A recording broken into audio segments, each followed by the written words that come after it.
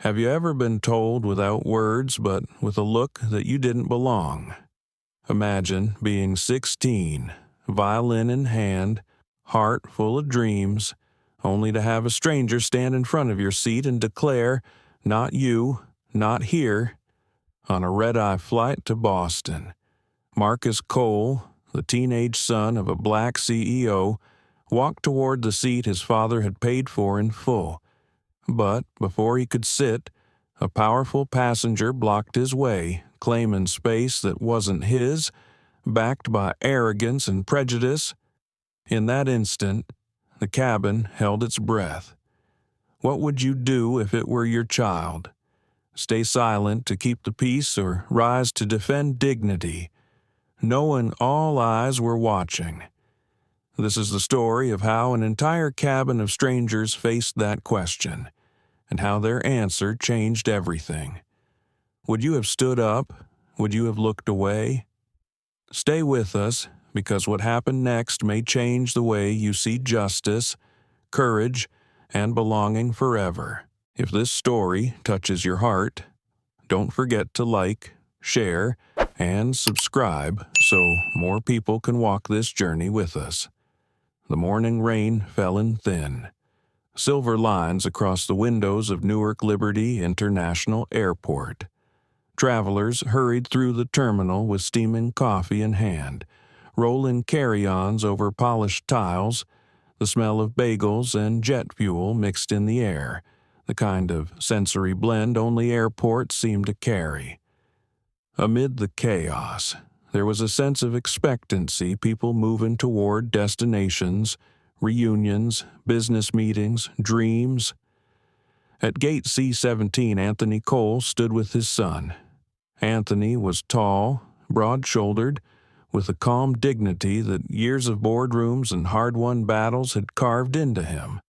At 45, he carried himself not with arrogance but with a kind of centered gravity. He was the CEO of Cole Dynamics, a rising aerospace tech firm known for designing avionics software used by airlines around the world. Few in the terminal recognized him, and that was exactly how he preferred it. Beside him, his 16-year-old son, Marcus, balanced a weathered violin case against his chest. Marcus had the lanky frame of youth still caught between boyhood and manhood. His curls fell over his forehead, and his dark eyes carried both nerves and excitement. This was not just another trip for him, it was a step into a dream. He had been accepted to audition at the Royal Academy of Music in London, a chance that could change the direction of his life. Anthony glanced at his son as they waited to board flight BA-226. He saw Marcus tracing his fingers over the worn leather of the violin case, as though touching the memory of his mother. That violin had once belonged to her. She had taught Marcus his first notes before illness took her away. For Anthony, every time his son carried that instrument, it felt like she was still walking beside them. "Dad," Marcus said softly, eyes fixed on the jet bridge. "Do you think I'm ready?" Anthony crouched slightly so his son could hear him over the noise. "You've been ready, son. The audition is just the world catching up to who you already are." Marcus smiled faintly, the kind of smile that showed both belief and doubt. Anthony placed a steadying hand on his shoulder. He wanted his boy to know that no matter what came, he belonged. Boarding began. Groups called by number. Anthony and Marcus moved forward with the crowd, their first-class tickets tucked neatly in Anthony's hand. Despite years of corporate travel, he never grew numb to the quiet rituals of flight, the scanning of the ticket, the polite nod of the gate agent, the sound of shoes on the jet bridge metal. Inside the cabin, the familiar hush of first class greeted them, leather seats, dim lighting, and the faint music of boarding announcements. Anthony guided Marcus toward 24A and 24B, the seats he had chosen so father and son could sit side by side. The overhead bin above was already half filled, but Marcus carefully lifted his violin case and placed it on top with practiced caution. Anthony was about to settle when it happened. A man in a tailored Navy suit was already seated in 24C, aisle side. He had slicked back silver hair, the polished look of someone used to power. His name, though they did not yet know it, was Richard Hawthorne, a wealthy investor, known in certain circles for both his money and his temper. Richard glanced at Marcus with a sharp frown. Then, with the ease of someone who believed rules bent for him, he slid his briefcase into the empty space of 24A and stretched his legs across. Marcus, uncertain, cleared his throat. "Excuse me, sir, that's my seat." Richard did not move. His voice cut through the cabin with a casual cruelty. "No, son, not here. Not next to me." Anthony froze for a second. He had heard those words before in different shapes, in boardrooms, in negotiations, in elevators, always coded, always polite, but this time stripped bare. The rejection was not about the ticket. It was about who his son was. Marcus looked to his father, confusion tightening his face. His lips parted as if to ask again, but the words caught in his throat. Around them, a few passengers shifted uneasily, pretending not to hear, pretending not to notice. Anthony inhaled slowly, feeling the weight of choice press against his chest. He could let it slide, ask for another seat, avoid the scene, or he could stand, here and now, with the eyes of strangers upon them, and teach his son that dignity is not negotiable. The rain outside streaked across the oval windows, the plane humming with the anticipation of flight. Inside, a storm of a different kind was beginning. Anthony Cole had always believed that airports revealed the truth about people. Some travelers carried themselves with patience, kindness, even in lines that snaked endlessly. Others snapped, showed their sharp edges the moment comfort was denied.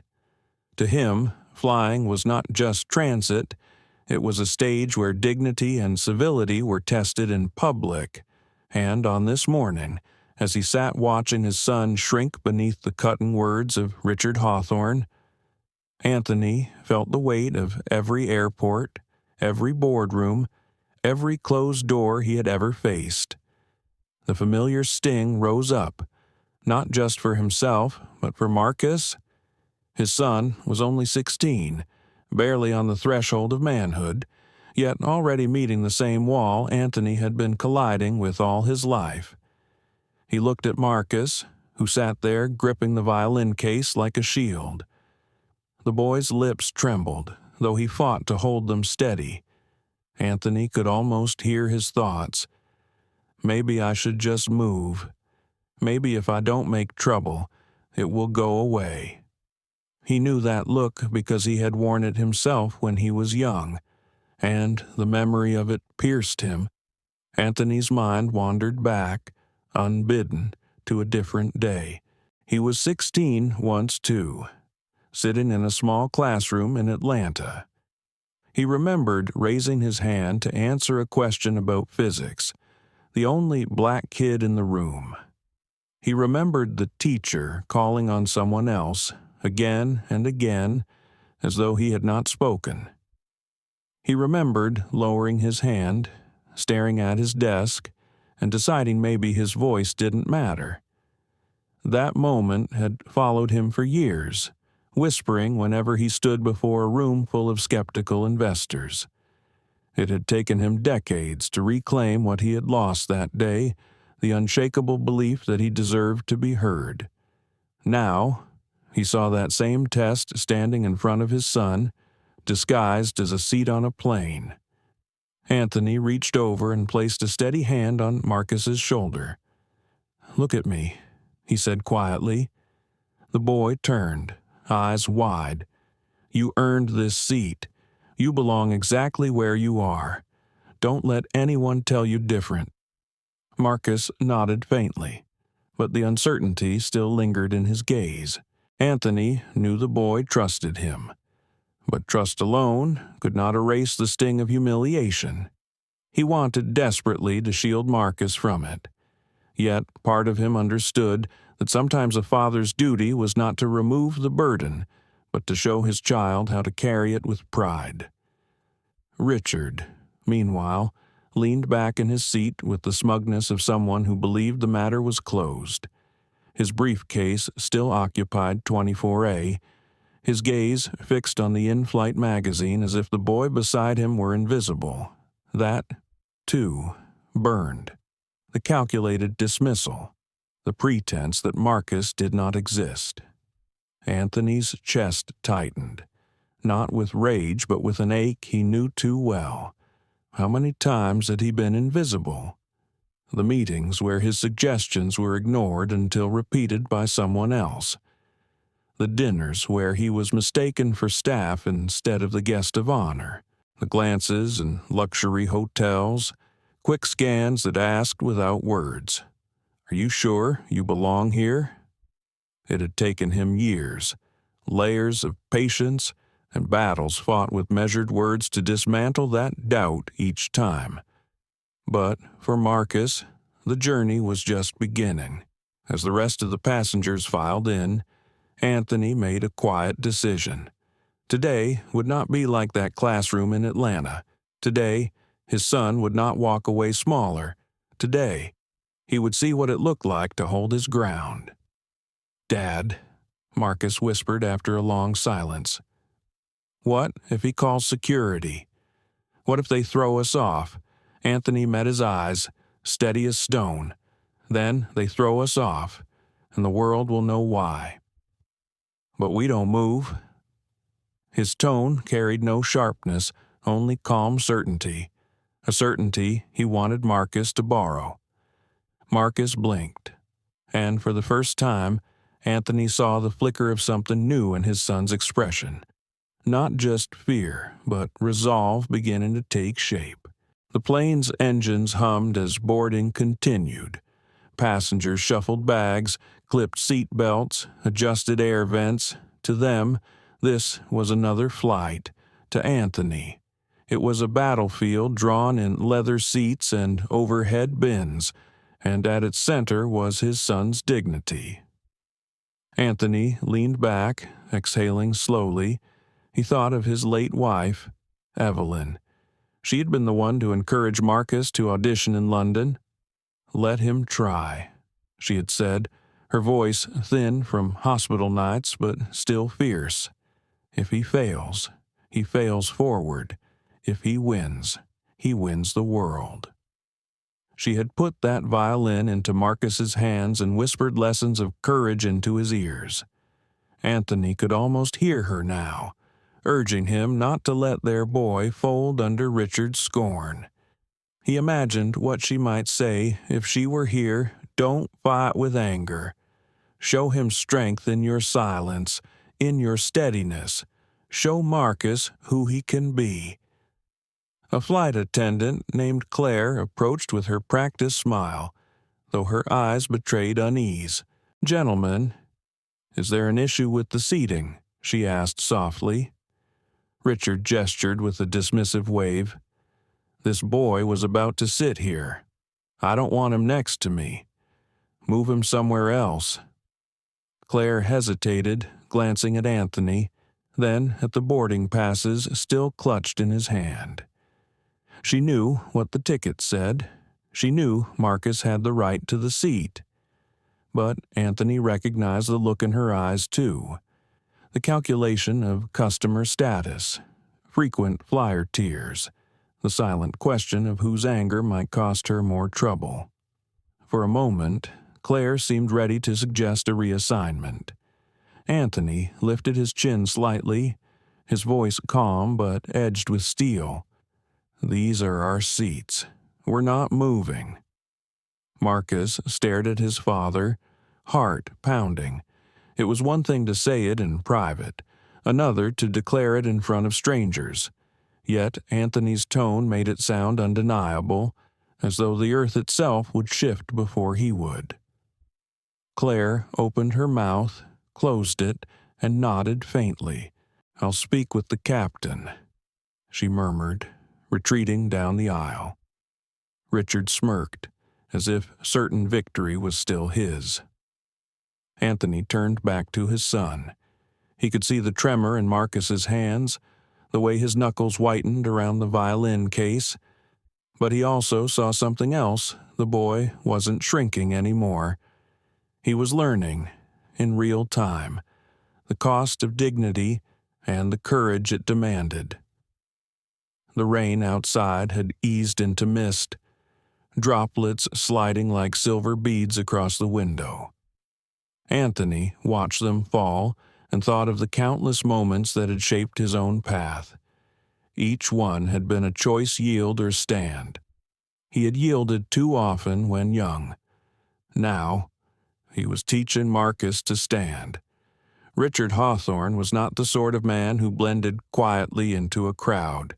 Even seated, his posture was an announcement, legs stretched confidently, shoulders squared as though the aisle itself were his. The navy suit he wore looked custom-tailored, the silk tie a muted burgundy, his polished shoes barely creased. He radiated the kind of presence that came from years of having doors opened for him without asking. When Marcus shifted hesitantly in front of him, boarding pass trembling slightly in his hand, Richard's eyes narrowed. He didn't glance at the ticket, nor at the boy's face for long. He simply moved his leather briefcase into the empty seat, 24A, with an air of finality. "This isn't your seat, son," Richard said, voice low but sharp. "Try another row." The words were simple, but their edge cut deep. Anthony felt it immediately, the way Marcus flinched, the way the passengers around them stiffened, ears pricked yet eyes determinedly fixed on magazines or phones. He recognized this ritual of avoidance. People sensed something wrong but preferred not to be involved. Marcus swallowed. His voice was barely above a whisper. "But, sir, it is my seat. See," he held out the boarding pass, offering proof as if evidence might soften the man's resolve. Richard did not look. He waved a hand, impatient, as though brushing away a child. "I said, not here." Anthony's jaw tightened, though his voice remained level. "That seat is ours. My son has 24A. Please move your bag." Richard finally turned his gaze on Anthony, measuring him with a glance that carried more judgment than words. "Look," he said, dropping his tone into something meant to sound reasonable. "I paid for comfort. I don't want—" He hesitated, his eyes flicking back to Marcus, then finishing with cold precision. "I don't want distractions beside me." The subtext was clear. Anthony had heard it too many times in too many forms. Distractions, not the right fit, not the right look, always coded, always wrapped in civility. But here it was, stripped of disguise, delivered to his son's face. Marcus looked down, cheeks burning. He clutched the violin case harder, his knuckles whitening. Anthony felt a pulse of rage stir in his chest, but he drew it back, pulling on the discipline he had honed over decades. Outbursts only gave men like Richard ammunition. What disarmed them was steadiness. "Move your briefcase," Anthony said quietly, firmly. "Now." The command surprised even Richard. He tilted his head, lips curling into something between amusement and disdain. "Excuse me. You heard me," Anthony replied. "That seat belongs to my son." For a moment, the cabin seemed to freeze. Passengers paused mid-motion, hands hovering over seat belts. fingers on screens caught by the sudden crackle of tension. Claire, the flight attendant, had not yet returned. The silence stretched like a taut wire. Richard leaned back, folding his arms. His voice grew louder, carrying easily across the row. "I don't think so. I know the crew here. I fly this route twice a month. They'll handle it. You'd be better off moving before this gets messy." Anthony saw the calculation in Richard's eyes. This was a man used to getting his way through influence, through status, through the quiet intimidation of connections. He was playing a game he had played many times, daring the other party to challenge him in public, knowing most people would rather avoid the embarrassment, but Anthony was not most people. Not anymore. Before he could respond, Marcus tugged at his sleeve, whispering, "Dad, maybe we can just switch seats. It's not worth it." Anthony looked at him, really looked. The boy's voice shook, but there was more than fear in it. There was also longing, the desperate hope to avoid conflict, to shrink until he was safe. Anthony recognized it because he had once carried that same instinct, and he knew how dangerous it was. Shrinking for peace only taught you to live smaller each time. He leaned closer, his voice soft but steady. "Marcus, listen to me. If you give up your seat today, you'll think you have to give it up tomorrow, and the next day, and the next. I will not let that lesson be your inheritance. This is yours. You stay." Marcus's eyes glistened. He nodded faintly, though the battle inside him was far from over. Richard sighed theatrically, as though the entire exchange bored him. "Fine. Have it your way. But don't expect me to sit quietly if he fidgets or makes noise. I'll speak to the crew." The contempt in his tone was acid. Anthony's hands curled into fists in his lap, but he kept them still. His mind replayed Evelyn's voice, the calm encouragement she had given Marcus so many times. "Hold steady," she would say. "Don't answer insult with insult. Show who you are, not what they call you." Anthony inhaled, exhaled slowly, and said nothing. Richard mistook silence for victory. He leaned back, smirk tugging at his lips, and opened his magazine again. The hum of boarding resumed around them, but the atmosphere near row 24 remained charged, brittle. Anthony rested a hand on Marcus's arm. "You're doing fine," he whispered. "Keep your head high." Marcus lifted his chin a little, though his hand still shook. The cabin lights flickered as more passengers filed in. The rain outside softened into a misty drizzle, streaking across the oval windows. Inside, though, the storm had only begun. The final boarding call echoed through the cabin. The overhead bins snapped shut. Passengers settled into their seats, and the flight attendants began their sweep of the aisles. Yet, in row 24, tension clung to the air like static before a storm. Anthony sat still, Marcus clutching his violin, and Richard Hawthorne radiating the smug calm of someone certain of his own victory. When Claire, the lead flight attendant, returned, she already looked weary. She leaned down slightly, lowering her voice as if trying to keep the matter quiet. "Sir," she said to Anthony, "we may be able to find another seat for your son in economy. It might be easier for everyone." Anthony lifted his gaze slowly, his expression unreadable. He held out the boarding passes. "Our tickets are here. First class, seats 24A and 24B. We are not moving." Claire's eyes flicked nervously toward Richard, who arched one eyebrow as if to say, "You see, they know how this ends." Her smile strained at the edges. "I understand, Mr. Cole, but Mr. Hawthorne is one of our frequent platinum members." Anthony cut her off gently but firmly. Loyalty status does not change the numbers printed on these tickets. The passengers nearby stirred, sensing the escalation. Some looked away quickly, burying themselves in phones. Others lingered, listening. The atmosphere was fragile, teetering between silence and confrontation. Marcus tugged at his father's sleeve, whispering so only Anthony could hear. "Dad, it's fine. I can sit in economy. It's just a few hours."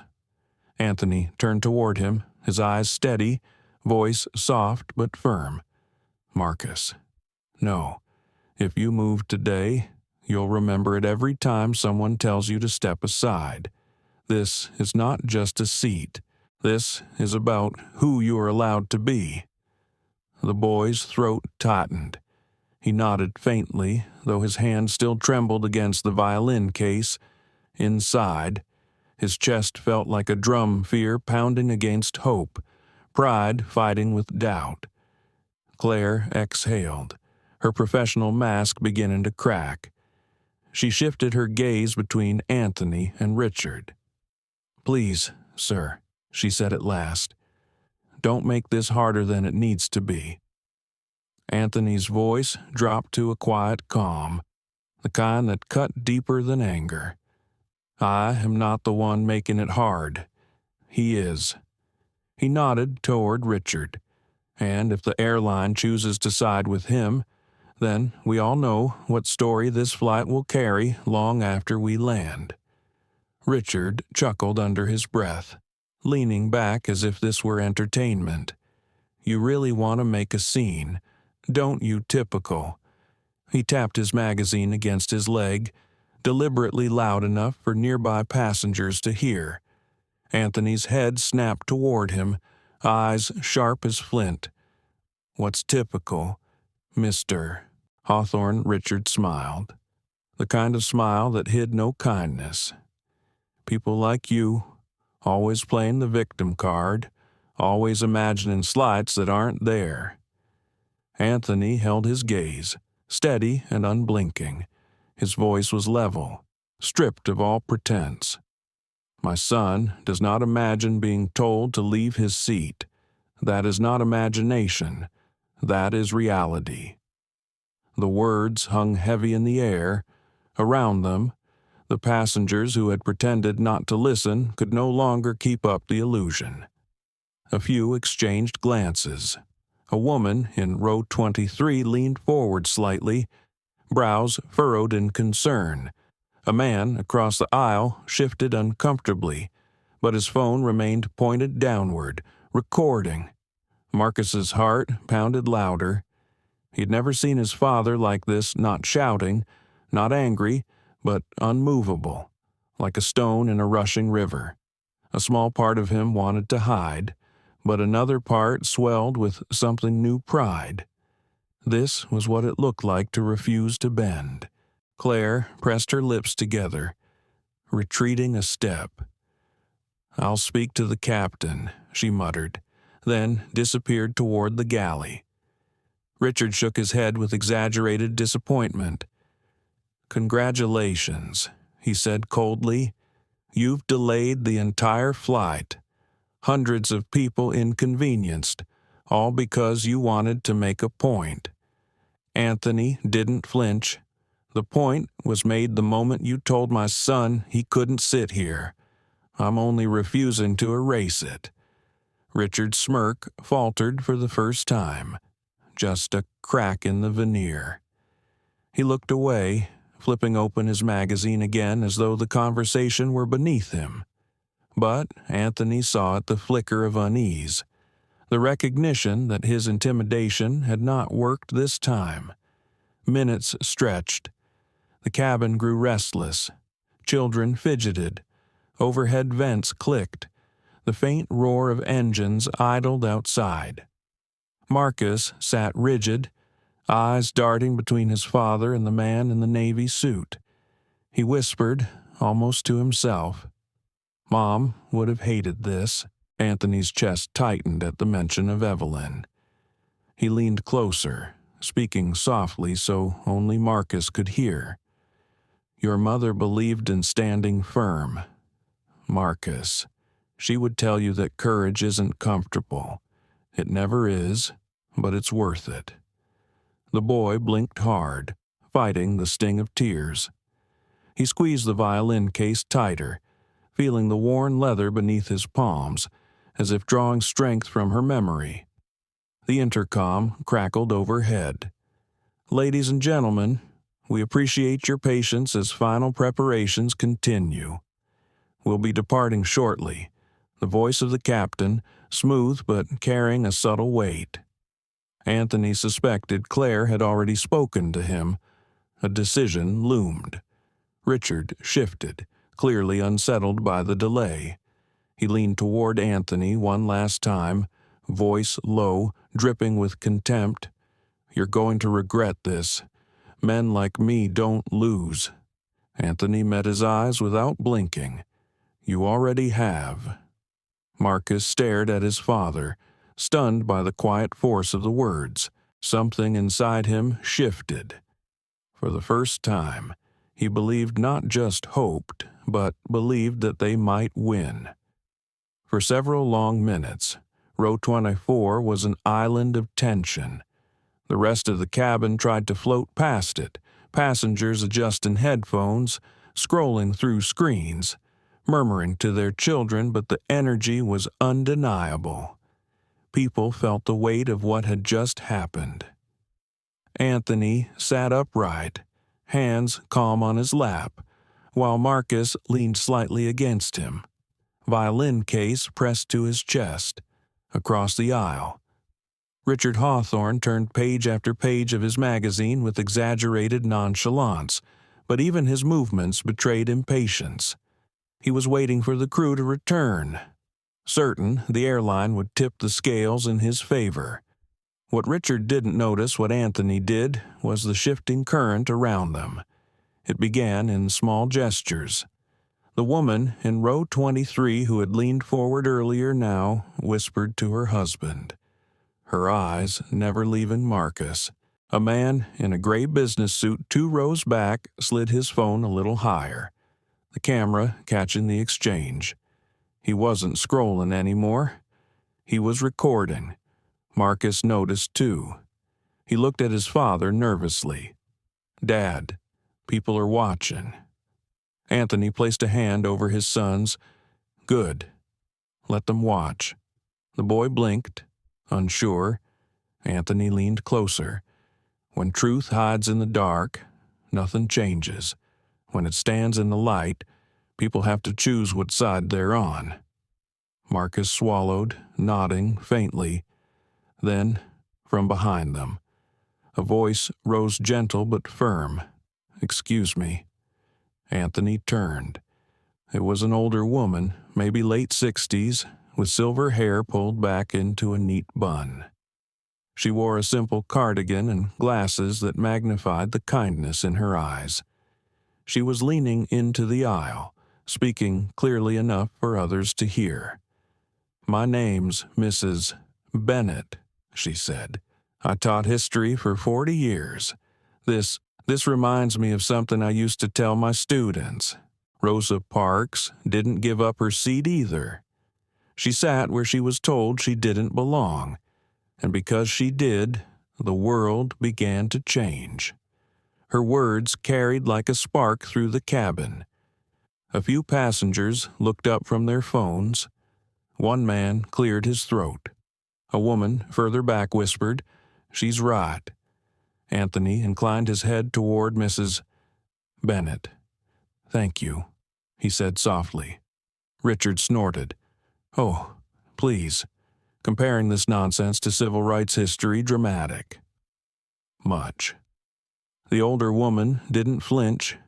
History always starts in the small places. A bus seat, a lunch counter, a plane row.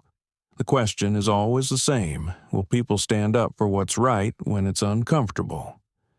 The man in the gray suit lowered his phone just long enough to nod at her. Amen to that. Anthony felt a current of strength surge quietly around him. Not loud, not overwhelming, but steady. He wasn't alone. his son wasn't alone. From across the aisle, another voice joined in, this time a younger man, late 30s, African American, with the confident posture of someone used to courtrooms. "For the record," he said, his tone deliberate, "I'm an attorney. What I'm witnessing here is clear discrimination.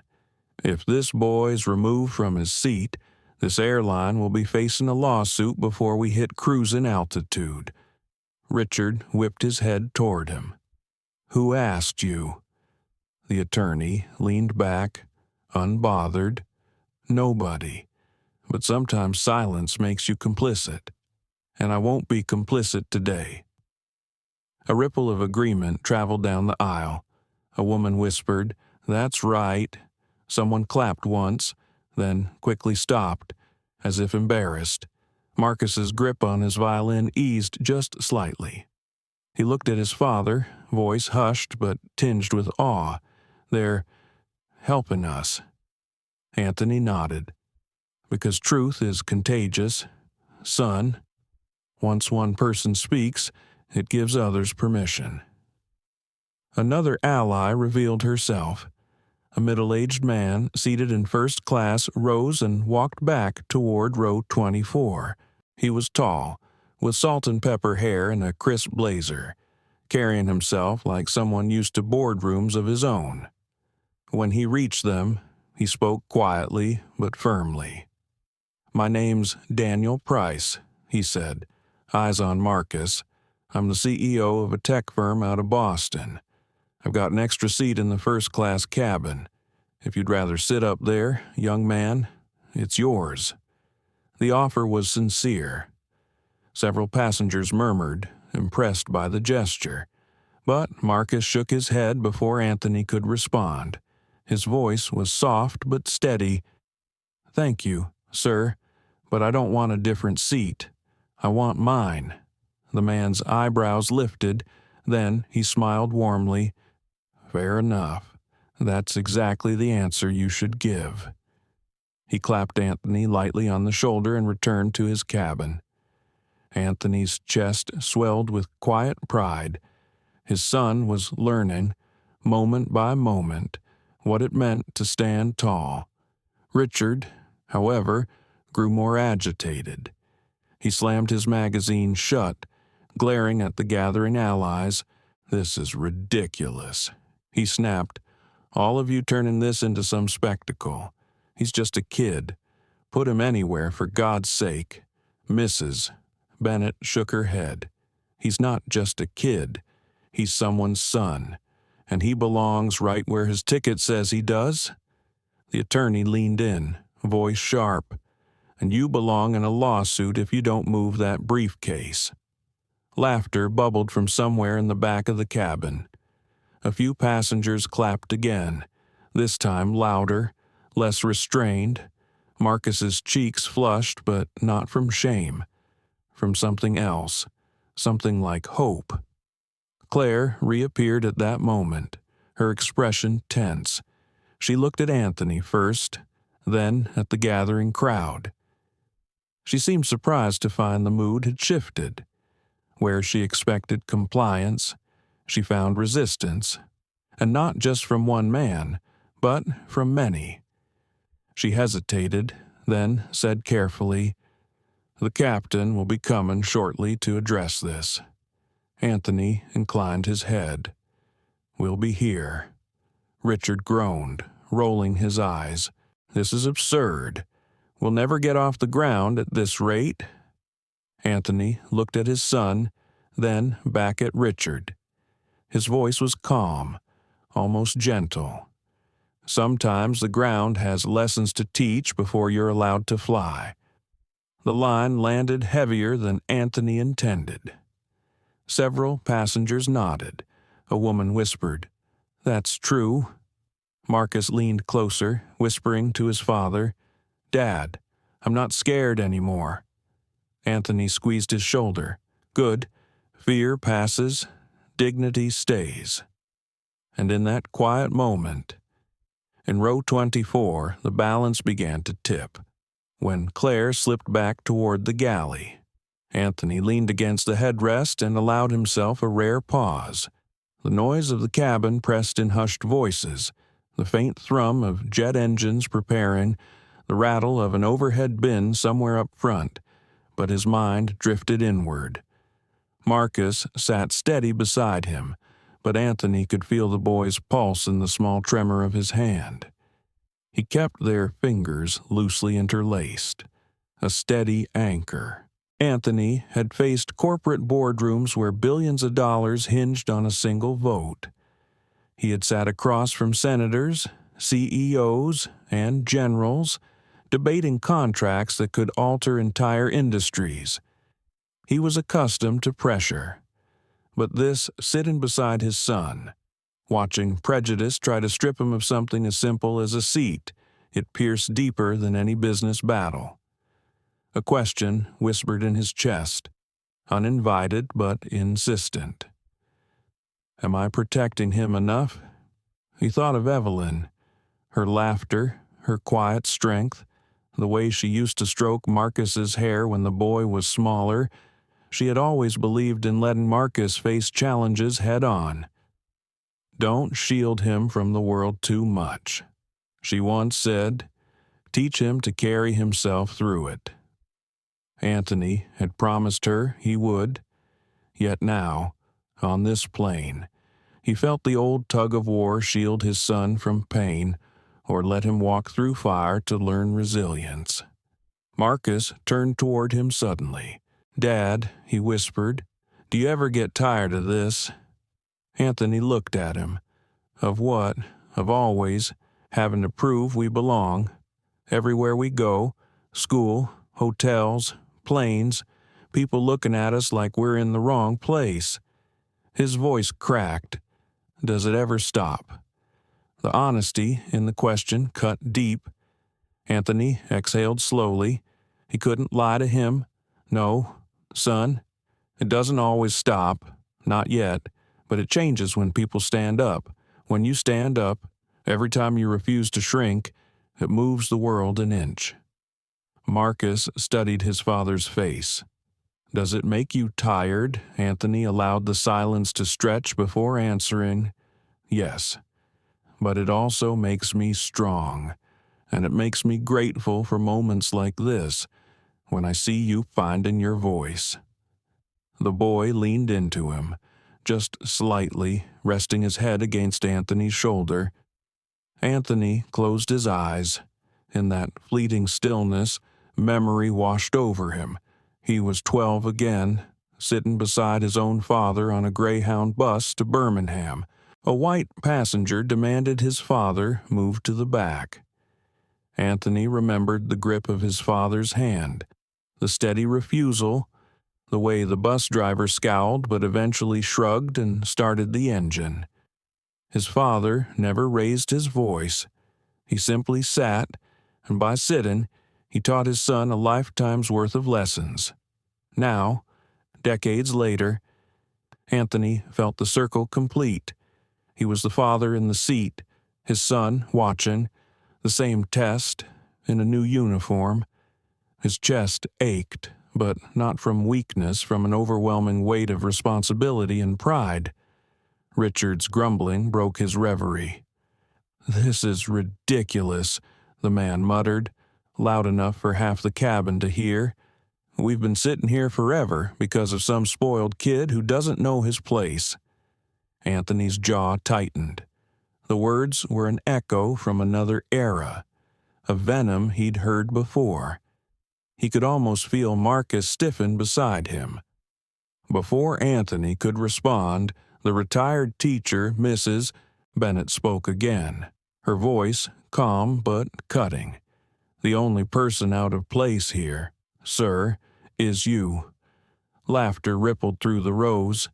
Even the attorney chuckled under his breath.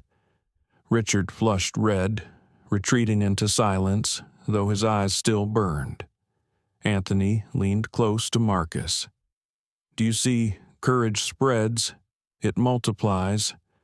Marcus nodded slowly, but inside, Anthony wrestled with another layer of thought, the CEO within him, the strategist always scanning for consequences. What would happen if this turned into a viral story? He knew how quickly the internet chewed and spat out reputations. Would Marcus be strong enough to withstand the glare? He debated, pulling out his phone, documenting everything. The attorney already was, others too. But Anthony chose restraint. For now, he would remain present, guiding Marcus through the storm rather than trying to manage optics. Still, he felt the ticking of a clock. A plane delayed too long invites escalation. A captain entering the cabin would shift dynamics. Anthony prepared himself mentally, rehearsing calm words, steady tones, the same tools he used when calming volatile investors. He whispered inwardly, almost like a prayer. Stay steady. Don't let anger steal the lesson. Marcus stirred, his voice low. Dad, if they tell me to leave, should I? Anthony looked at him squarely. What do you want? Marcus hesitated, then answered with a whisper that carried more resolve than volume. I want to stay. Then you stay, Anthony said firmly, and I'll stay right beside you.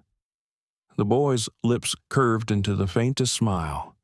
It was small, but it was enough.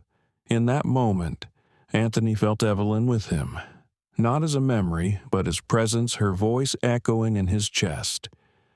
You're doing it. You're teaching him. The PA system crackled suddenly. The voice of Captain Lewis rolled through the cabin. Ladies and gentlemen, we appreciate your patience.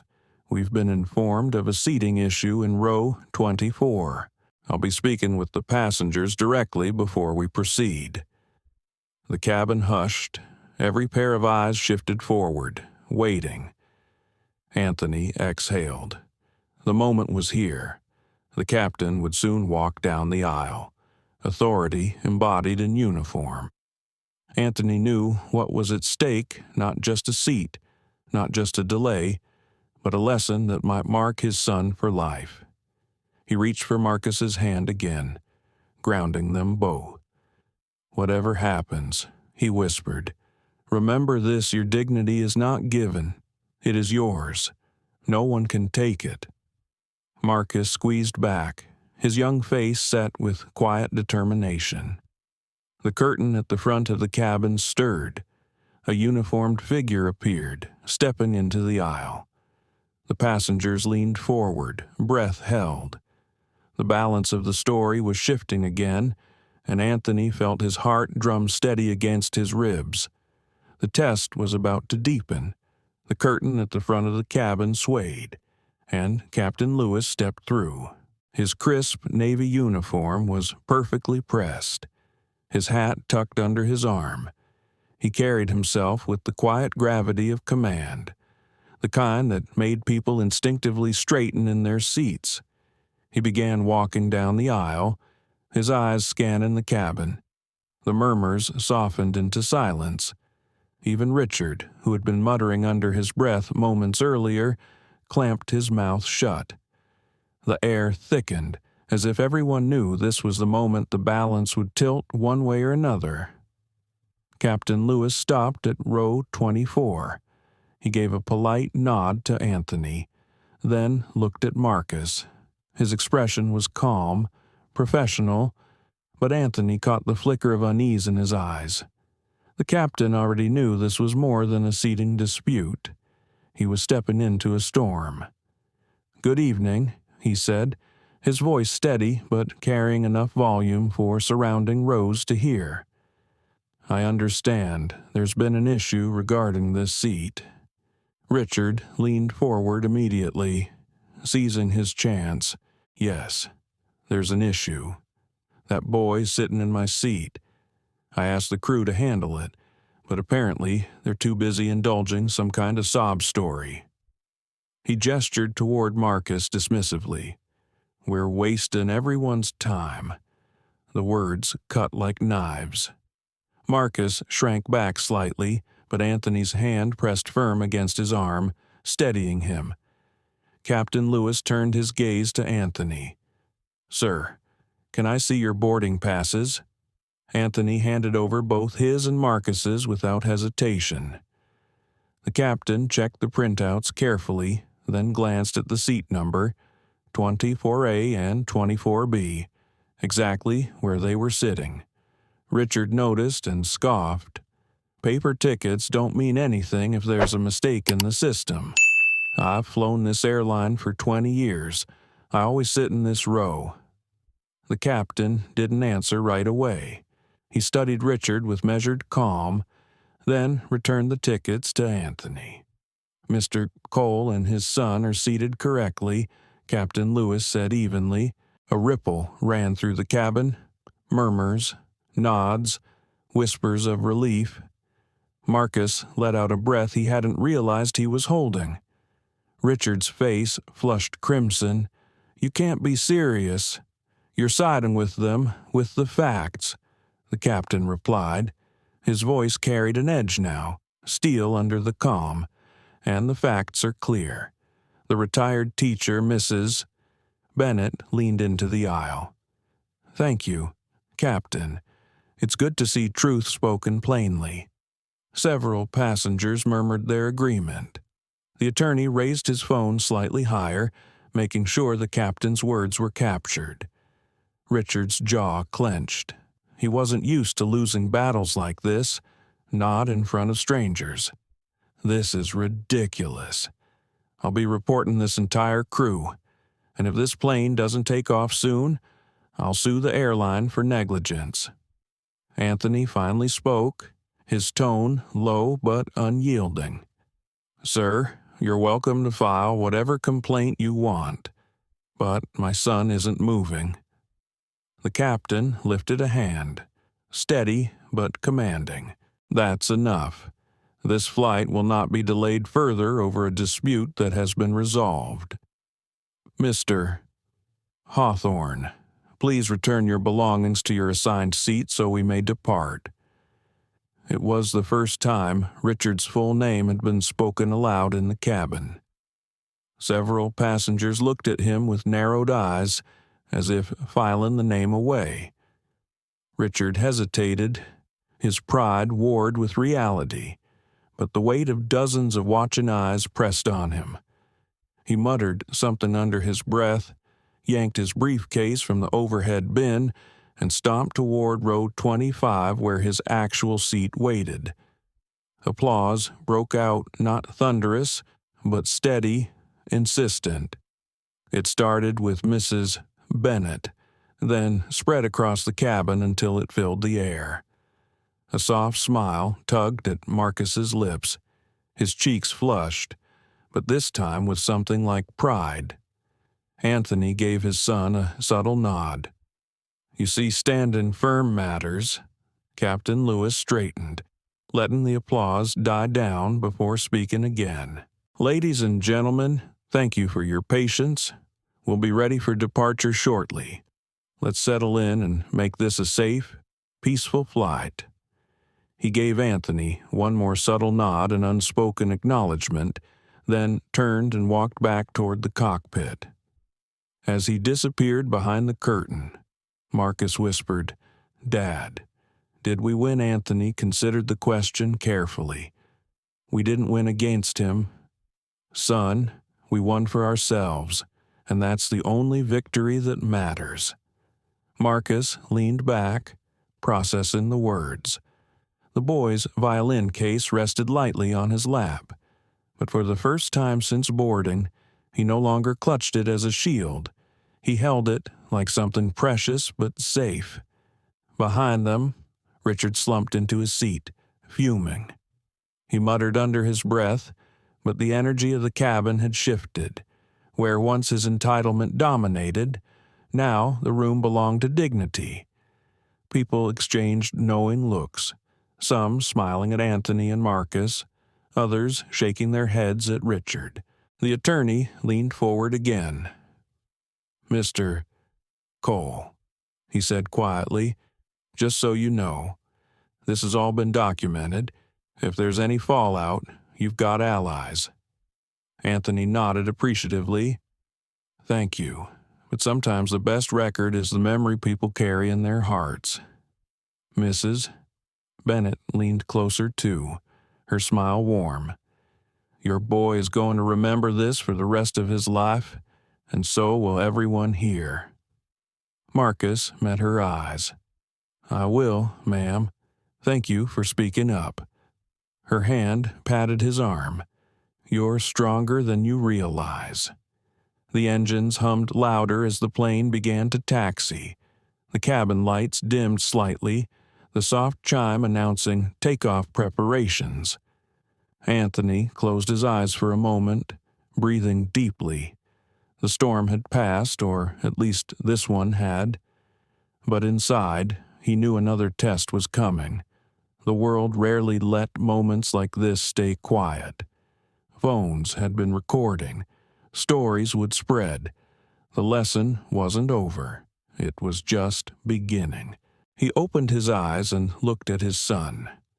Marcus's gaze was steady now, his shoulders squared. The boy was growing right before him, shaped by struggle into someone stronger. Anthony felt both proud and protective, both weary and hopeful. And in that strange balance between fatigue and faith, he found the strength to face whatever came next. The cabin slowly settled as the plane rolled toward the runway. The lights dimmed further, the engines rising into a deeper growl. But though the plane moved, the story inside was far from still. Phones glowed in hands across the cabin. Passengers were typing, uploading, sending. Screens reflected off faces, Twitter, Instagram, TikTok, live stream platforms. The confrontation in row 24 was already leaving the metal tube and entering the world beyond. Anthony noticed it in flashes, the businessman with the gray suit uploading a clip. A college-aged passenger whispering, "It's already trending." A teenage girl showing her screen to her friend, where the caption read, "Man tries to steal seat from black teen." Whole plane claps back. Marcus leaned toward his father. "Dad, people are posting about us." Anthony sighed quietly. He had expected this. The age of privacy on planes had long vanished. Every conflict was now a potential headline. He placed a calming hand on Marcus's arm. "Remember what I told you. Dignity first. However far this spreads, we'll meet it with truth." Marcus nodded, though the anxiety in his eyes betrayed the weight of being seen by thousands of unseen eyes. From the row behind, Mrs. Bennett whispered, "It's good the world will see. Too many think this doesn't happen anymore." The civil rights attorney leaned forward, phone in hand. "Sir, the footage is already moving fast. Within the hour, major outlets will have it. If you'd like, I can represent you. Make sure the narrative isn't twisted." Anthony gave him a small, appreciative smile. "Thank you. Let's see what unfolds first. Sometimes the world needs to see raw truth before lawyers shape it." As if on cue, Richard erupted again. He had seen the phones. His pride couldn't stomach the possibility of becoming the villain of the internet. "You can't film me without my consent," he barked, twisting in his seat to glare at the gray-suited businessman. "Delete that right now." The man didn't flinch. Public space, public record. And you made it public when you shouted loud enough for the cabin to hear. Applause broke out again, short, sharp, cutting into Richard's authority like a knife. He sank back, jaw tight, muttering curses under his breath. The engines roared louder as the plane lifted from the runway, pressing passengers back in their seats. Marcus clutched his violin case but didn't hide behind it. He held it in his lap like a trophy of survival. Anthony watched him and felt a swell of pride. His boy was changing, right here, mid-air, at cruising altitude. The seatbelt sign dinged off, passengers stretched, murmured, checked their feeds, and then, like a wave, a buzz rolled through the cabin. CNN just posted it. Check the hashtag, Row 24. Look, it's already at 50,000 views. A young woman 3 rows ahead spun in her seat to look at Anthony and Marcus. Her eyes were wide. "Sir, your son's face is everywhere. People are calling him the new Rosa Parks." Marcus's eyes widened. He turned to his father, overwhelmed. "Dad, I didn't ask for this." Anthony placed both hands firmly on his son's shoulders.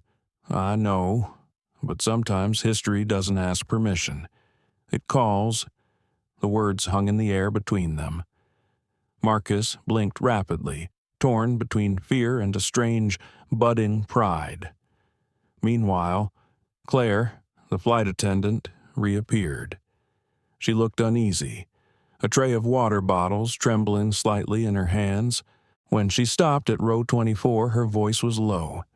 "Mr. Cole, Marcus, I just wanted to apologize. I should have spoken up sooner. I froze." Anthony studied her, then nodded slowly. "It takes courage to admit that. What matters is what you do next." Claire bit her lip, then glanced toward the back of the plane where Richard sat seething. "I've filed a note with the captain.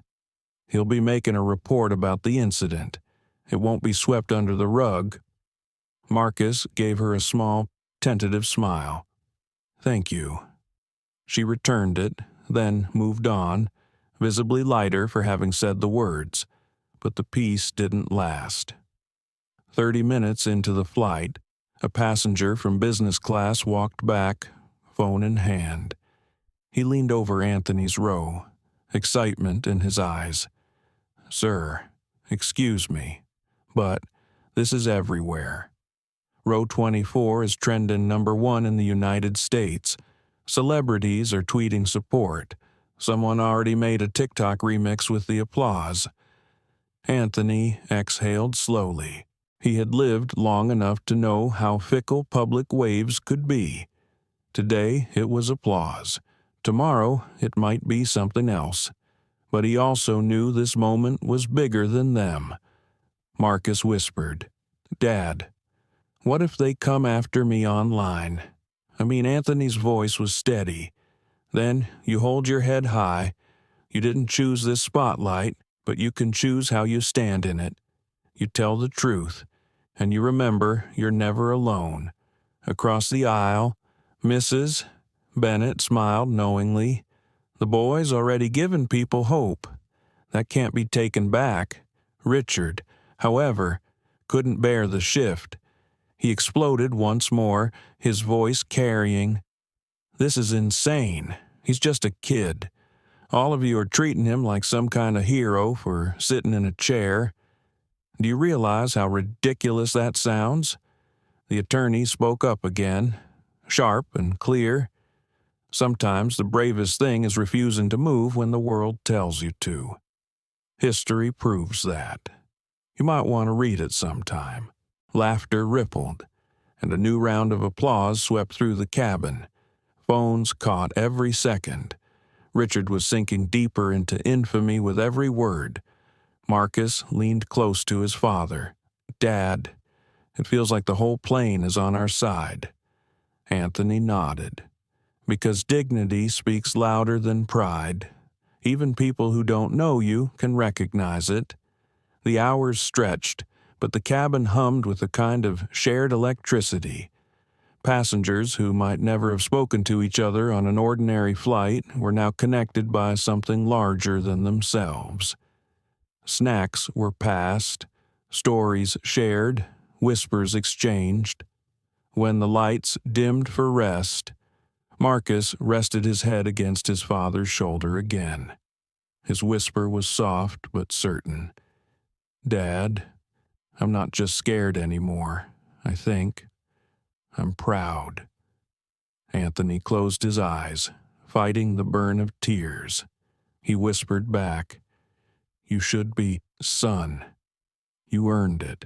Far behind them, Richard sat in silence, scowling at the glow of his untouched tablet screen. The world outside was turning against him. Inside, the cabin had already moved on without him, choosing dignity over division, and somewhere high above the Atlantic. In row 24, a boy learned what it meant to stand tall even while seated. At 37,000 feet, the plane had finally settled into a rhythm. The cabin lights glowed faintly blue, passengers murmured in low voices, and the gentle hum of engines filled the silence. It almost felt like peace had returned after the storm. Marcus dozed lightly on his father's shoulder, violin case still across his lap. Anthony stroked his son's hair absent-mindedly, allowing himself a small moment of relief. Maybe, he thought, the worst of this journey was behind them, but life, he knew too well, rarely let lessons end so easily. A sudden thud broke the quiet. Papers scattered into the aisle, followed by a strangled gasp. Anthony's eyes snapped open. 2 rows ahead, a passenger, a woman in her 50s, slumped sideways in her seat.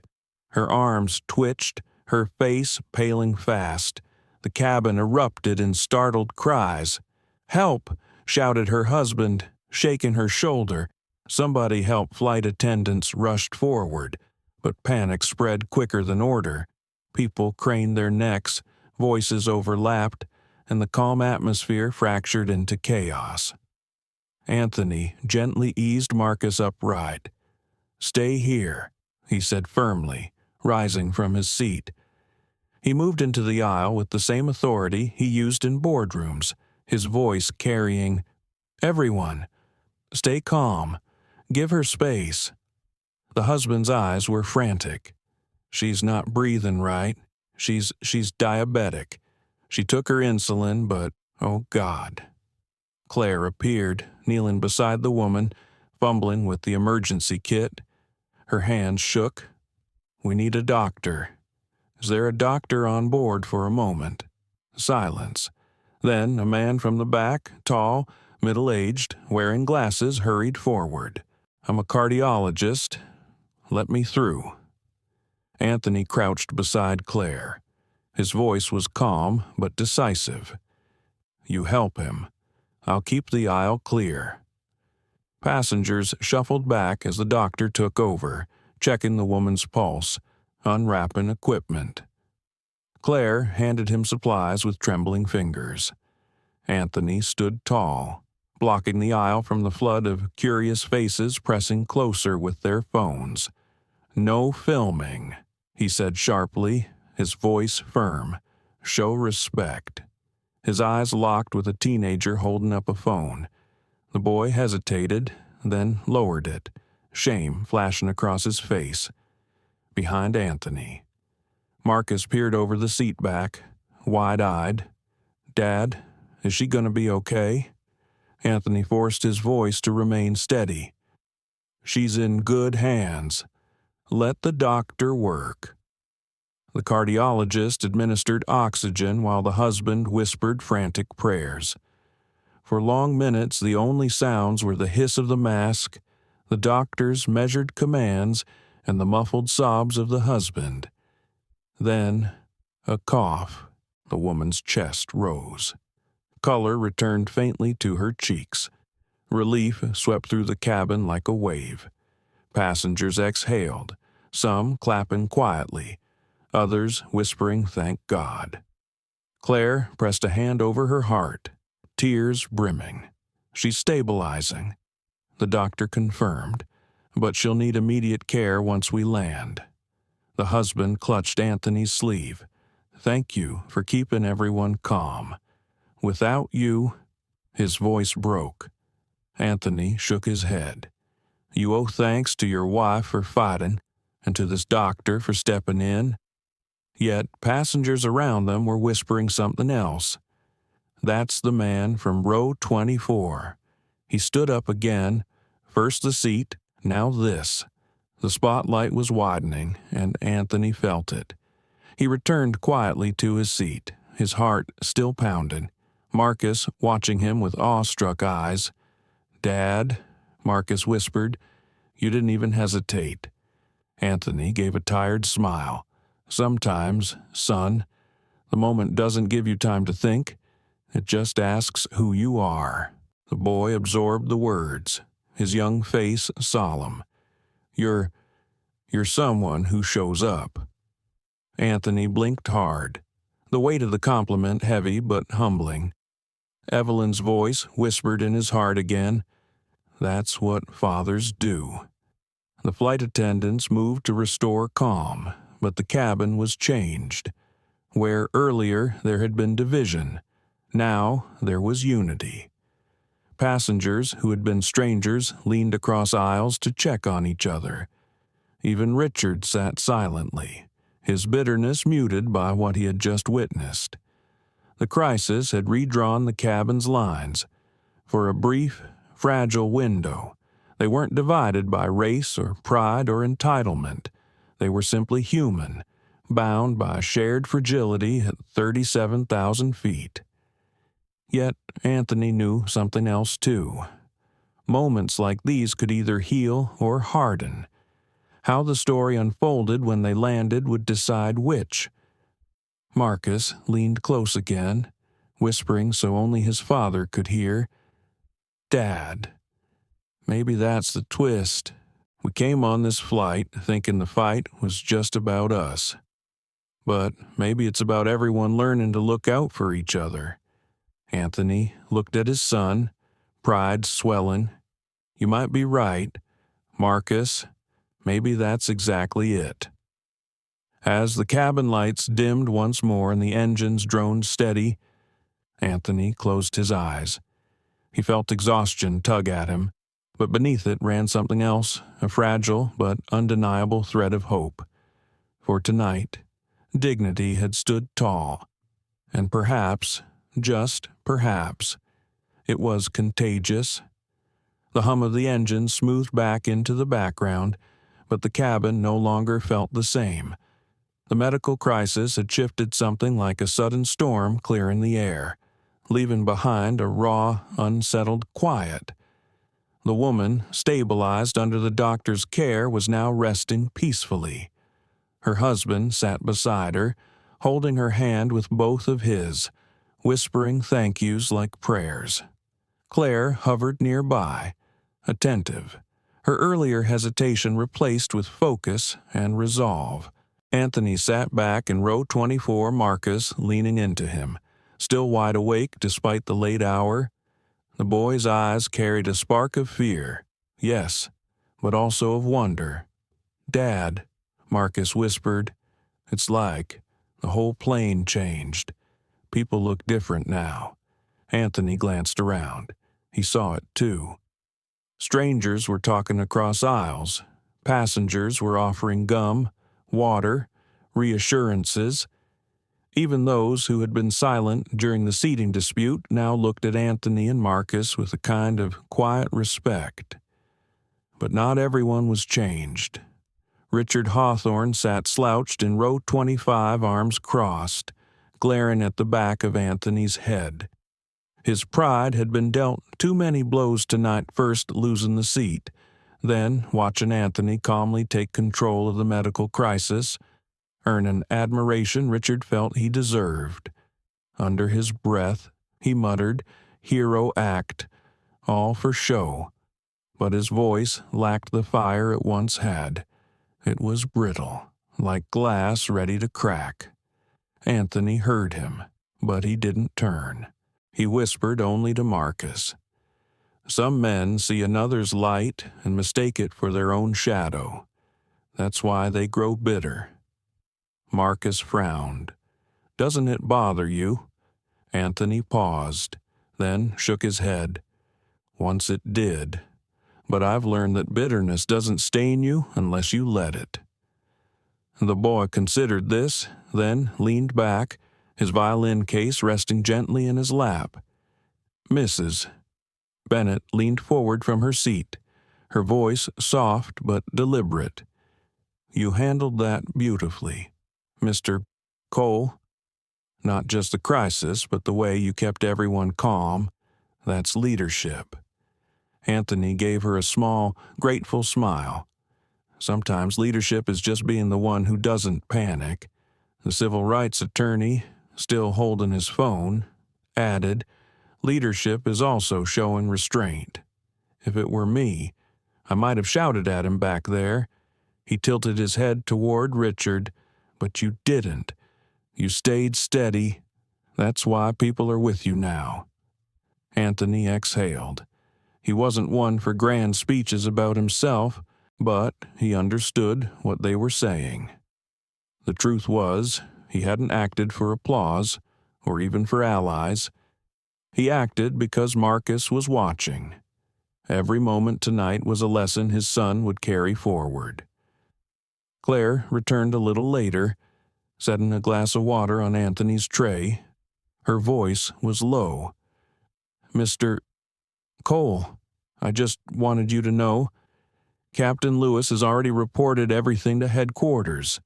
There will be an investigation when we land." Anthony nodded. "That's the right thing to do." She hesitated, then said quietly, "I'm sorry I didn't act sooner. I froze when Mr. Hawthorne demanded his way. I thought about company policy before fairness. That won't happen again." Anthony looked at her carefully. He saw sincerity, even shame. He softened his voice. "We all freeze sometimes. The real test is what we do after. You've already taken the harder step admitting it." Claire swallowed, nodded, and moved on, but not before Marcus whispered, "Dad, you sounded like a teacher." Anthony chuckled. Life has a way of turning fathers into teachers. The hours passed slowly, the cabin dimmed further, passengers slipping into sleep. But Anthony couldn't sleep. His mind replayed the night's events, Richard's entitlement, Marcus's courage, the allies who spoke up, the woman who nearly lost her life, the way the whole cabin shifted into something resembling community. He thought of Evelyn again. She had always believed in the ripple effect that one act of dignity could change more than a moment. It could alter the people who witnessed it. Tonight, Anthony finally understood what she meant. Then came the turbulence. The plane jolted suddenly, rattling overhead bins, shaking cups on trays. Gasps filled the air as passengers gripped armrests. Marcus clutched his violin case tightly, eyes wide. The captain's voice came over the intercom. "Ladies and gentlemen, please remain seated and fasten your seatbelts. We're experiencing some unexpected turbulence." The cabin rocked again, harder this time. Richard cursed under his breath. Someone cried out in the back. Anthony gripped Marcus's hand. His voice was calm, low, steady. "It's all right, son. The plane is strong. Just breathe with me." The turbulence lasted only minutes, but it felt longer. When it finally eased, passengers sighed with relief, some laughing nervously. Anthony looked at Marcus. "See, even storms pass." The boy nodded, his breathing steadying. "You really don't get scared, do you?" Anthony smiled faintly. "I get scared. I just don't let fear decide who I am." The boy studied him, then whispered, "I want to be like that." Anthony placed a hand over his son's. "You already are." Behind them, Richard muttered again, louder this time. "Whole world thinks he's some kind of saint now. Wait until they see the truth. Nobody's that perfect." Anthony turned slightly, meeting Richard's glare for the first time since the captain had left. His voice was calm, quiet, but carried weight. "You're right about one thing, Mr. Hawthorne. Nobody's perfect. But dignity doesn't require perfection, just the choice to do what's right, even when it's hard. Richard scoffed, but he looked away first. Marcus whispered, "Dad, why do you even bother answering him?" Anthony leaned close, because sometimes the right words aren't just for the person you're speaking to, they're for the ones listening. Marcus turned his head slightly and saw passengers watching quietly, absorbing every word. Some nodded. One smiled faintly. Even in turbulence, Anthony was teaching not just his son, but everyone listening. As the cabin finally settled into calm again, Anthony felt the weariness return, but beneath it pulsed something stronger: hope. Tonight had been heavy, but it had also been full of proof that Lot could break through. He rested a hand on Marcus's shoulder. "Get some rest. Son, we still have miles to go." Marcus leaned against him, eyes drifting shut. "I will, Dad, but I'll remember this night forever." Anthony gazed out the small oval window into the dark sky, stars scattered like faint promises. He whispered, so softly only he could hear, "Me too, son, me too." The first hint of dawn spilled across the horizon, a pale streak cutting into the deep blue outside the cabin windows. Passengers stirred as the overhead lights gently brightened, signaling that the long night in the sky was finally giving way to morning. Anthony Cole blinked against the glow, his body heavy from exhaustion, but his mind alert. Marcus still leaned against his shoulder, breathing steadily, violin case nestled securely in his arms.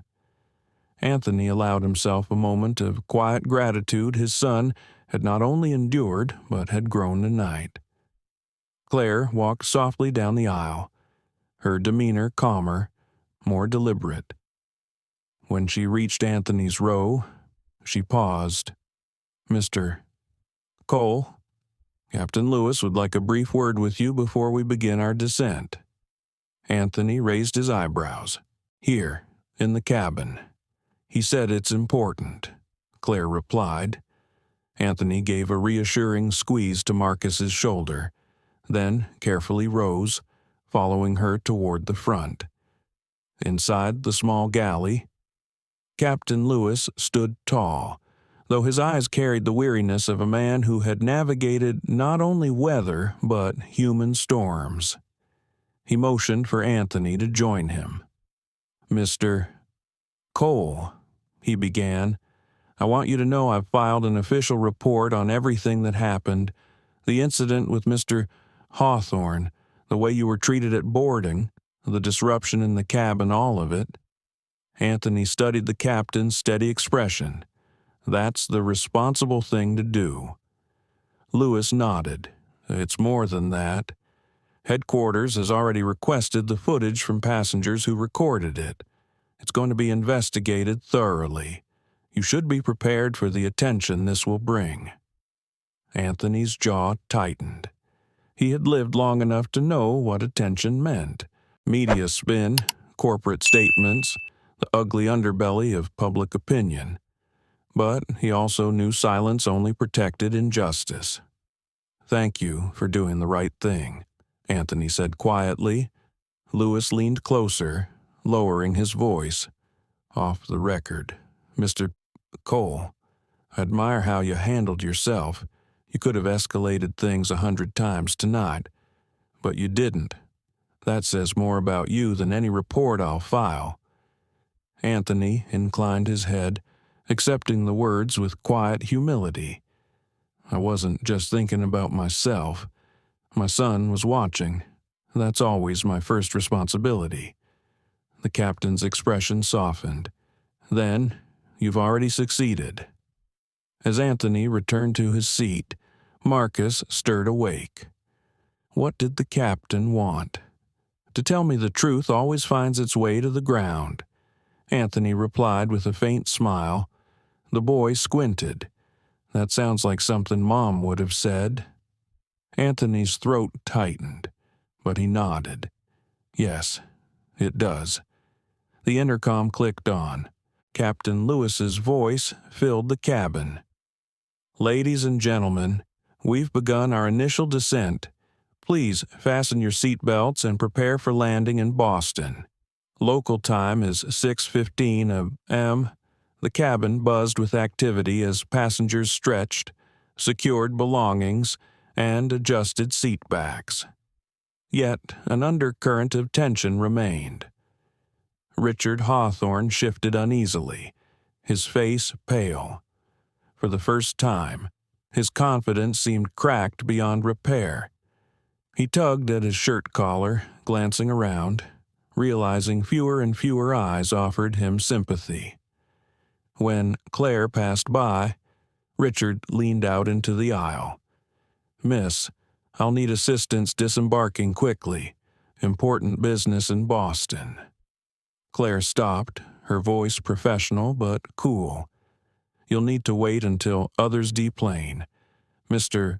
Hawthorne, there are procedures to follow after last night's events." Richard bristled. "Procedures? I've flown more miles than you've worked shifts. I demand priority." Claire cut him off, her voice firmer. "Sir, this flight has passengers who deserve respect. You will wait your turn." The quiet authority in her tone drew subtle nods from nearby passengers. Richard sat back, sputtering, his world of privilege slipping further out of reach. As the plane descended through scattered clouds, Marcus pressed his face to the window, watching the city emerge below. "Dad, do you think people will remember what happened last night?" Anthony followed his gaze, his reflection merging with the lightening sky. "They'll remember if we remind them. Stories fade unless someone keeps telling them." Mrs. Bennett leaned forward. "He's right, young man. History lives because people like your father don't let it be forgotten." The attorney across the aisle lifted his phone. "And this story won't be forgotten. It's already spreading. A few clips from last night have gone viral." Anthony's brow furrowed. Viral. The attorney turned the screen toward him. A video showed Richard blocking Marcus, Anthony's calm refusal, Claire stepping in, and voices rising in the cabin, thousands of views, comments pouring in, hashtags forming. Marcus's eyes widened. "Dad, people are watching us." Anthony laid a steady hand on his son's arm. "Yes, and that means we have to be even more careful now. People will see what they want: anger, courage, injustice, but will decide what story they truly learn." The attorney nodded. "And if I may, Mr. Cole, the way you carried yourself last night, that's the story people need. Not confrontation, not chaos. Dignity." The landing gear thudded into place, the runway approaching fast, the cabin stilled as passengers braced. The plane touched down with a smooth, decisive bump, rolling to a gradual stop. A ripple of applause moved through the rows, half for the landing, half for the night they had all endured together. As the aircraft taxied toward the gate, Captain Lewis made one final announcement. "Ladies and gentlemen, thank you for your patience and cooperation during a difficult flight. We'll be met at the gate by additional staff. Please remain seated until directed." The words carried weight. Everyone knew this was no ordinary arrival.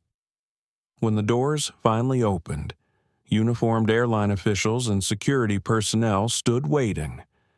Passengers filed out slowly, many pausing to pat Anthony on the shoulder, shake his hand, or offer quiet words to Marcus. "You showed courage. You made us proud. Don't let this be buried." Anthony accepted each word with measured grace, guiding Marcus forward. Then came Richard's turn.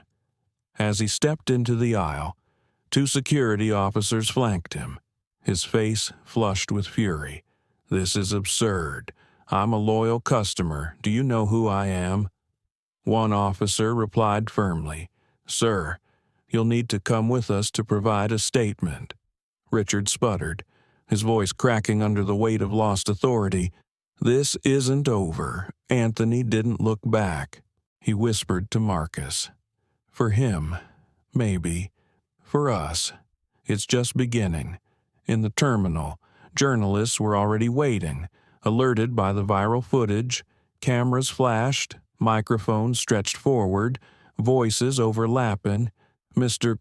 Cole, what happened on that flight? Do you believe race played a role? Will you be taking legal action?" Anthony paused, Marcus at his side, the boy's violin case visible in the camera's glare. He spoke slowly, clearly. What happened last night was about dignity. A boy was told he didn't belong in a seat his family had paid for. Strangers stood up and said, "That's not right." That's the story, not me, not him, us, all of us choosing respect. The crowd hushed, hanging on his words. Anthony glanced at Marcus. "And that's the lesson I want my son to remember. That dignity is not negotiable, not in the sky, not on the ground." The boy squeezed his father's hand tightly, proud beyond words. The terminal buzzed with a strange energy. Part morning rush, part the residue of a night. No one on Flight 3702 would soon forget. Journalists pressed closer, their questions circling like a storm. But Anthony Cole held steady. He placed a protective arm around Marcus, shielding him from the crush of microphones and flashing bulbs. "Mr. Cole, will you sue the airline?" one reporter shouted. "Do you think this incident reflects systemic racism in air travel?" asked another. Anthony raised a hand, his voice calm but resonant. Last night was not just about one seat. It was about what happens when someone says, "You don't belong here," and a community chooses to say otherwise. My son belongs. Every child belongs. That's the story I'll carry forward. A hush fell over the crowd, broken only by the clicking of cameras. Marcus looked up at his father, eyes wide. "Dad, are we famous now?" Anthony crouched so they were eye level, the chaos fading around them. "Fame doesn't matter. Son, what matters is the lesson. People will remember how we carried ourselves. Dignity first, always." Claire, the flight attendant who had once faltered but later stood firm, emerged from the jet bridge. She hesitated, then approached. "Mr. Cole, Marcus, I just wanted to say I'm sorry again. I didn't act fast enough, but I promise I'll do better from now on." Anthony studied her. Acknowledging it is the first step. The rest is living it. Claire nodded, visibly moved. She reached into her pocket and pulled out a slip of paper. "I wrote something for you both on the descent, just words I didn't want left unsaid." She handed it to Marcus. The boy unfolded it. A neat handwriting were the words, "No passenger is ever less than another. Thank you for reminding me." Marcus tucked the note carefully into his violin case, as if it were music he might one day play. Just beyond the crowd, two uniformed airline officials conferred, their faces drawn. One, a senior vice president named Karen Dalton, stepped forward. "Mr. Cole, the airline will be contacting you directly. We take this matter seriously." Anthony met her gaze, unflinching. "See that you do. My son deserves nothing less, and so does every passenger who boards your planes." Richard Hawthorne, meanwhile, was being escorted in the opposite direction. His shoulders sagged under the weight of humiliation. The man who had once filled cabins with arrogance now looked small, diminished. A few passengers recorded his walk of shame, their whispers sharp. He finally got what was coming. Privilege doesn't buy you respect. Anthony didn't gloat, didn't even look at him. To Marcus, he whispered, "We don't measure ourselves by another man's fall, only by how we rise." They walked toward the exit where Daniel Price, Anthony's trusted friend and fellow CEO, waited with the car. Price clasped Anthony's hand firmly. "I've been watching the footage. You handled it like a statesman." Anthony allowed himself a weary smile. "I handled it like a father." Price looked at Marcus.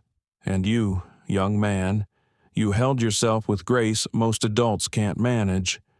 That's rare." Marcus flushed, unsure how to respond. So he simply said, "I just wanted to sit in my seat." "That's exactly why your story matters," Price replied. As they drove from the airport, Boston waking around them, Anthony leaned back in his seat, exhaustion finally settling in. Marcus leaned against him, violin case across his lap. For a moment, father and son simply breathed, the silence carrying all the weight words could not. Later that week, the story exploded across national news. Clips of the confrontation aired on morning shows. Opinion pieces filled newspapers. Hashtags like "Natus Dignity in the Sky" and "Stand with Marcus" trended online. Anthony's phone buzzed nonstop with requests for interviews. He declined most. "This isn't about spotlight," he told Price. "It's about setting a standard." Still, he agreed to one interview with a community radio station that had supported civil rights voices for decades. On air, he said airplanes are more than machines. They are classrooms. Every seat teaches us something about belonging, equality, and respect. Last week, a boy with a violin taught us all. The host, her voice thick with emotion, replied, and his father reminded us that dignity is a choice, even under pressure. Marcus, listening from the studio corner, smiled shyly. For once, he didn't feel invisible. The airline eventually issued a public apology. Richard Hawthorne's membership was revoked permanently. Policy reviews began. Training modules were updated. None of it could erase what happened, but change had a way of beginning in moments like these. In the months that followed, Anthony was invited to speak at universities, corporate conferences, even congressional hearings. Yet he always returned to the same refrain. "The story isn't about me. It's about a boy who was told no, and a community that said yes. That's the America worth fighting for." Marcus, meanwhile, played his violin at a scholarship audition months later. He walked onto the stage, heart racing, and thought back to the night on Flight 372. He remembered the jeers, the courage, the steady hand of his father, the voices of strangers who chose justice. He lifted the bow and played not just notes, but a story. The music carried the weight of dignity, the ache of injustice, the swell of solidarity. When the final note hung in the air, the judges rose in a standing ovation. Backstage, Anthony hugged his son tightly. "No matter what they decide, you've already won." Marcus looked up. "Because I played," Anthony shook his head, "because you stayed true to yourself." Weeks later, the acceptance letter arrived full scholarship. Marcus held it in trembling hands, eyes shining. "Dad, we did it." Anthony corrected him gently. "No, son, you did it." But the world watched, and maybe they'll learn. The story of Flight 372 lived on not as a tale of humiliation, but as a beacon. It reminded millions that when dignity is challenged, silence is a choice, and courage is contagious. For Anthony, It meant knowing his son had witnessed injustice and also witnessed how to face it with calm, with clarity, with an unyielding belief in belonging. For Marcus, it meant stepping into a future where his music, his voice, his very presence carried the power to inspire. And for every passenger who had been on that plane, it meant carrying a memory the night a cabin of strangers turned against hate and stood for something greater. The story of Flight 372 is not just about a boy, a seat, or even an airline. It is about the choices we all make in moments of tension. When dignity is challenged, silence becomes complicity. But courage, sometimes as simple as saying, "That's not right," can shift the entire balance of power. For older generations who have witnessed cycles of injustice, the lesson is both familiar and fresh progress is fragile, and every act of respect reinforces the bridge between past struggles and future hope. The passengers who stood up did not change the world overnight, but they changed the world for one young man, and that ripple matters. In our daily lives, whether in the workplace, at the store, or even among neighbors, we will face moments that test us. Do we look away, or do we lean into fairness? The story reminds us that dignity is not given by privilege or wealth. It is inherent. Upholding it is our responsibility. We may not all sit on Flight 372, but we each carry the power to turn silence into solidarity. And that choice, repeated often enough, becomes the legacy we leave behind. Thank you for spending your time with us and for walking through this powerful story. If it moved you, please take a moment to like, share, and subscribe. Every click helps these stories of dignity and courage reach more hearts, and together we can keep the conversation alive.